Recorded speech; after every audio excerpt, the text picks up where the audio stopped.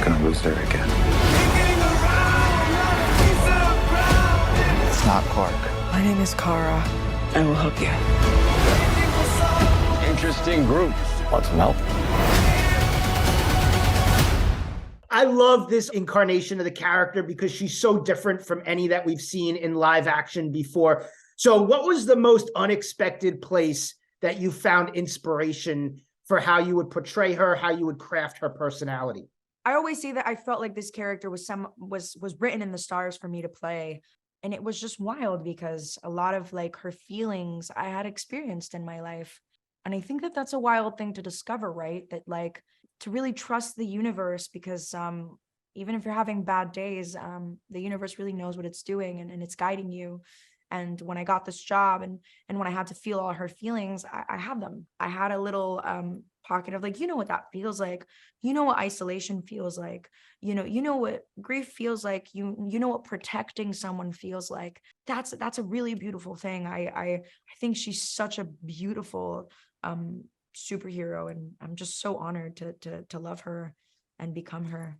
I heard, did you meet up with Henry Cavill too? And did he give you some advice on playing her? So I guess they like mixed this up yesterday. I don't know how it happened, but I met him after. So I met him after the movie was done. I gave him a big hug. It was months after, and he had watched the film. And I have the deepest respect for Henry Cavill. He's an icon, obviously, or Superman. And I was like, did I do you well? Do you approve? Does Superman approve? Does the cuz approve? He's like, it's Superman approved. That meant the world to me. I'm a big superhero fan. I've watched Man of Steel multiple times. That was just a kind human, man. Like he really was like, well done. And that meant the world to me, That's awesome. He has played Superman multiple times. What about you? Would you be down for returning in some capacity? Dude, you don't have to ask me that. You don't have to ask me that.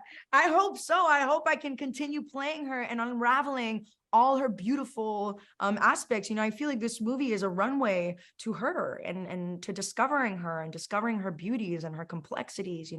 We discover a lot of her pain and her grief, but she's also she's joy and she's just so I really love her. I really think the world has to see more of her for sure. So you're saying you could travel back in time?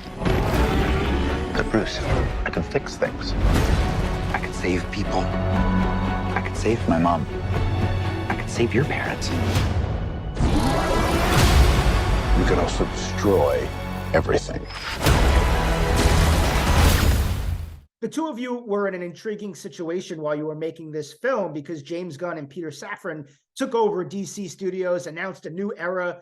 Did you have any conversations with James and Peter about how to contextualize where this film sits in terms of the larger narrative that's unfolding? When James and Peter came in, the movie was finished. But I think the idea of multiverse really allows, it's more about beginnings than endings. It's a movie that allows many things to happen. We certainly hope that the universe absorbs this movie and really takes advantage of the things that this movie presents to create new adventures. We're very fortunate that James and Peter loved the movie since the minute they saw it. So I think that it is very much in their hearts to incorporate it in the plan. Well, let me ask you this one, because your Batman stuff in this film is fantastic, and I want to get into that. Both Ben and Michael, amazing. Would you guys be down for sticking around in DC and maybe taking on another project for James and Peter? There is a Batman and Robin film that's on the schedule, but I'm just curious whether or not you'd stick around. Of course, we would love to. We can't speak about those things yet, but it feels like very exciting. We're part of a family for sure. That's great to hear. Speaking of the Batman stuff, and Michael Keaton is the Batman that I grew up with. He's my Batman. In terms of getting Michael Keaton into this film, did he have any specific requests? Did he say, yeah, I'll play Batman for you, but X, Y, or Z has to happen? He didn't have to. From the beginning, I was very clear about my intention to open the conversation to his thoughts and ideas, and we did talk a lot, and mainly the main focus of that conversation is how do we find Bruce Wayne 30 years after the last time that the audience saw him. So that was the matter of the most of the conversations, and we finally agreed on what it is. I really wanted Bruce Wayne that goes against the expectations of the audience. In my opinion, it shouldn't be the same way that we saw him for the last time. And also I needed, for me, it was very important to provide possibility for transformation during our movie. And that's why I advocated and finally agreed with Michael that we should find Bruce the way we find him. Was it always Michael Keaton and Ben Affleck as your Batman? There were a lot of other guys that played Batman over the years. Did you ever try to slide anybody else in there? The idea of Batman as such an integral part of this story is something that started growing up and becoming stronger and stronger as we worked with Christina Hodson on the story.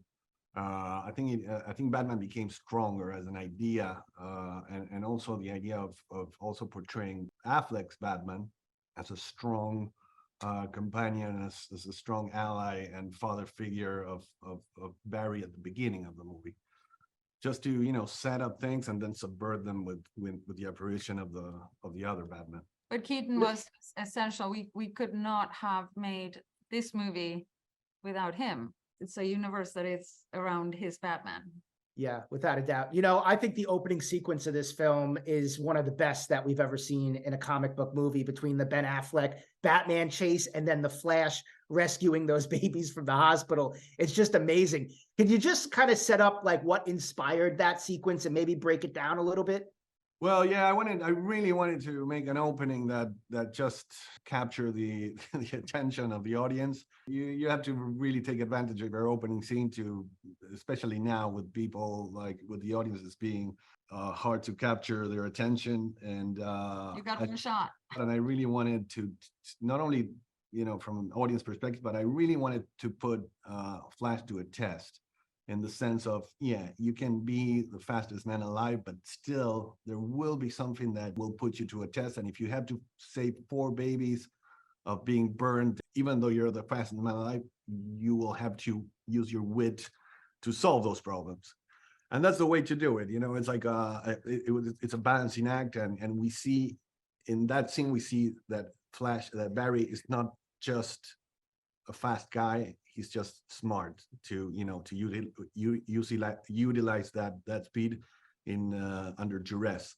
And of course, it was I really wanted to make this a big scene. In the original script, there was a scene in a volcano, so I brought it up to Christina Hodson, and she loved the idea of having babies in the air and Barry having to save them. So we just worked on it and kind of threw the sink at it. I'm very happy